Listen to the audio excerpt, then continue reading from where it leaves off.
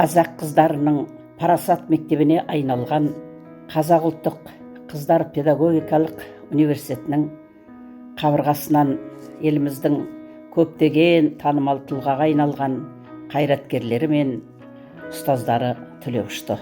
Мен 1966 жылы осы университеттің филология факультетін бітірдім.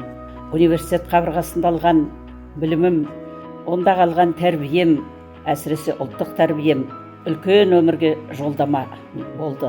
Талай биіктерге көтерілуіме септігін тигізді. Сол үшін Қыздар университетіне қарыздармын және зор ілтипатпен, әрқашан құрметпен қараймын. Бүгінде Қыздар университеті еліміздің ұстаздарын тәрбиелеуде үлкен абыройға ие.